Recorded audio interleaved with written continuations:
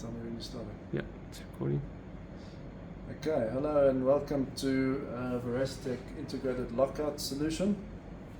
What we've got here is a Babylon server.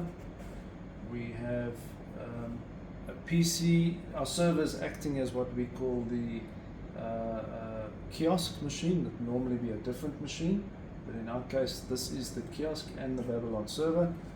We've got on this side a tracker key cabinet, and next to the tracker key cabinet we would have mounted our terminal as well as a reader, depending on what the client has on site. This would be the same as what the client has on site. Right, so there are several ways of accessing the Lockout system. One of them would be to badge on the kiosk reader. This is a USB reader that's connected to the kiosk PC. You can badge to identify yourself. You could also, if you're a user on the network, simply go to a web browser and navigate to the Lockout's web page, and you actually don't need a card to log in. If you're a domain user authorized, you can log in with your credentials and it would effectively do the same thing. In this case, we're going to take a Babylon card holder. We're going to badge on this reader over here. This card has been overwritten to not use fingers, card plus finger. So under normal circumstances, you'd have to badge and put your finger down as well. As you can see, we've logged into the system with a user by the name of Max Musterman. That's what this card has been programmed for. This is the interface for the Lockout system. You can see there's a couple of menu items that are available. That is all driven. We're going to show you a typical transaction, but just to quickly show you, Max Musterman is a user that has certain rights on the system. Okay. If we go back to the menu up at the top here, you can see one of the menus is Lockouts, right? This shows you a picture, a status of all the lockouts that are currently active, or currently on the system, should I say rather, and what their statuses are, and obviously all of the actions as the logged on person, Max Musterman, is able to perform according to his rights. So we're going to take you through a typical transaction. We're going to go to create lockout. We're going to say we want to make lockout 5, for example, and we want to add some tracker keys. It's not necessarily that you do want to add some tracker keys. It could be a virtual lockout, in other words a lockout that doesn't actually have any keys or padlocks assigned to it. But in our case, let's say we want to add some keys, and we want to add key number 5. Let's just match the same as what we've called the lockout, and we want to lock up the equipment called machine 5 as well. Let's do that, and we want to create the lockout. So as you can see, we now have a lockout 5. It is, as far as keys are concerned, it's key number 5, and the key itself is secured inside of the cabinet. As you can see, that's the status, and the equipment involved is machine number 5. And as you can see, nobody has added any what we call soft locks onto this lockout.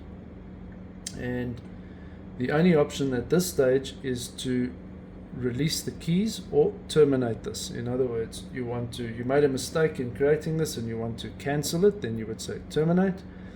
Or you want to proceed with this lockout transaction, and you want to now go and access and get the keys to be able to take a padlock and go and perform a lockout. So in our case, we want to say release the keys. That's what we want to do. Right. Now you can see that this says releasing keys. Keys are released, and key number 5 is the applicable key, but the key is still in system. In other words, just point to the tracker cabinet, the key is still inside of the tracker cabinet. but we're in the state of releasing keys. That's what we want to do. So anybody who has the right to be able to go and release keys out of the tracker cabinet, it's a user-driven thing, user rights-driven thing, would come and badge. I'm going to do Masterman again. I'm going to badge on the cabinet, and I'm now going to say unlock cabinet. Now, because I was the one as Masterman to release the keys, it gave me access, it gave me rights to key number 5, as you can see there.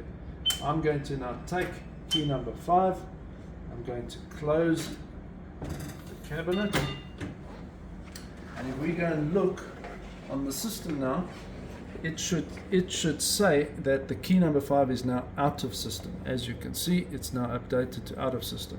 So I would typically take this key that I have in my hand, I would take a padlock, I would unlock the padlock, I'd walk to the machinery, I would go and lock the machinery out, test it, make sure it's safe, take the key out of the lock when I'm done, and I would then take my card, sorry, this is my card, I would take my card, I would badge on the system again, I would unlock the cabinet, okay, and what do? I would go and put the key back inside of the cabinet, right. Now if I look on the system should update to say that the key is in system again, right. So now the key is in place. What do I want to do? Now I want to actually move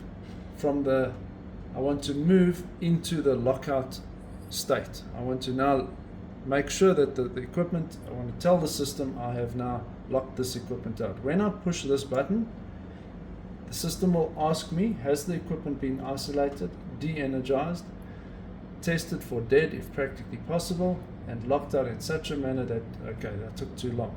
So if I say lockout again, I need to confirm and make sure I've done all these things and it's in place. I say confirm, and as you can see, the system updated to locking out and then went to locked out. So this system is now, this lockout at least is now in a locked out state. Okay. Now, because nobody has added their soft locks, okay, one could go and release the keys and obviously take this from a locked out state to an unlocked state. Okay. But what we're going to do in this example, there's 2 users that we've created for our test. I'm going to add my lock. All right. So because Masterman is logged on, I can add my lock by simply clicking on the add lock. Or alternatively, why don't we show on the kiosk? So we can do it, sorry, why don't we show on the terminal? We can do it on the terminal or on the kiosk. I'm going to go and badge as Masterman onto the kiosk. On lockout number 5, there are 2 actions possible. I'm going to click on the actions and I'm going to say I want to add my lock. Okay, so you can see one lock has been added for lockout 5. Let's confirm that on the screen over here. And as you can see, for lockout number 5, we can see that Masterman has added, and by the way, Test is the company. So in Babylon, Masterman works for the company Test. That's just how it's been added. Right, so that is all as we expected. If we can go back a bit here. So this is another card. This is Peter's card. We're going to badge Peter's card on the kiosk, or we could badge Peter's card on the terminal, or we could badge it on the kiosk. We're going to do it on the terminal. We say badge over there. It says it's Peter that's logged on. Lockout number 5 shows there's 1 lockout. It shows there's 2 actions that Peter can perform here. We click on that button there, and we're going to say Peter, we're going to add a lock as well. Now it shows that there's 2 locks, soft locks that have been added for lockout number 5. And if we confirm it on the screen over here, we can see that that's exactly the case. Okay.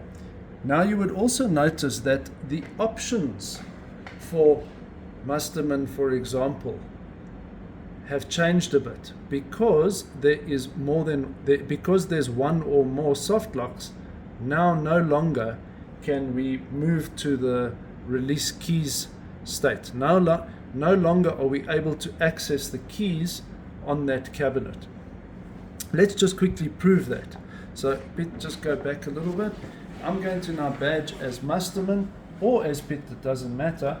I'm going to badge as an authorized user that normally should have access to one of the available keys. I'm going to now badge on the cabinet, and I'm going to say unlock cabinet, and because my access has been revoked to key number 5, because there are soft locks, obviously I can't get that key anymore. So what do we have to do? We need to now remove our soft locks. Okay, so for this example, because I'm logged onto the kiosk, I'm already logged onto the kiosk as Musterman, I'm going to remove my lock. So when I say remove lock, remember I could have done it on the terminal, but I'm going to say remove my lock. What happens? It removes my lock as Musterman, it removes it, and it's only Peter's lock that remains. For the demo, let's remove Peter's lock via the terminal. So Peter comes along and Peter says, okay, he badges and he's got one action to perform, and the only action he can perform is to remove his lock. You can see the lock has been removed. Update on the kiosk over here, and as you can see, the locks have been removed. Now all of a sudden I can actually do the release keys because people have removed their soft locks. That is now possible. Okay, there is something to demonstrate if somebody hasn't removed their locks, and we need to get rid of this, end this lockout. There is a way to break locks. We'll show you how to do that. But now we're going to move to the release keys phase. So if I click on the release keys, what happens now, you can see it updated, and now it says the keys have been released. What that means is, it means it's given me access to key number 5 on the cabinet. So if an authorized user like Musterman were to badge on the cabinet and say unlock the cabinet would unlock as it did, and what do you see? You see key number 5 is available. I now go and take key number 5,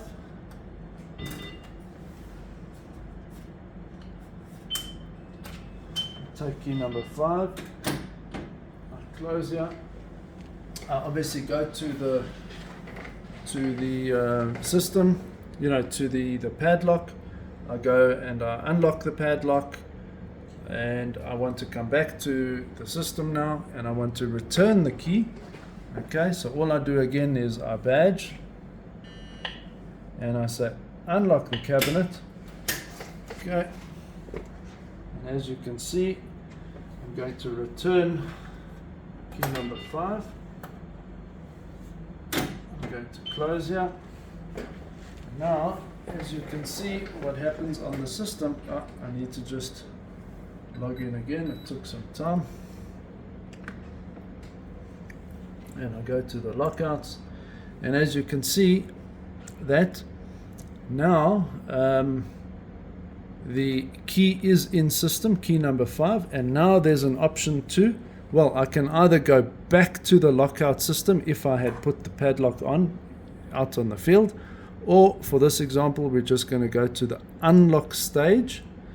Okay, it's busy unlocking, and it's going to move to the unlocked stage. There you go. Now once we're in the unlocked stage, we can either release the keys again to go back to lockout stage, or we could be finished with this transaction and we say terminate. For our example, we're going to say terminate.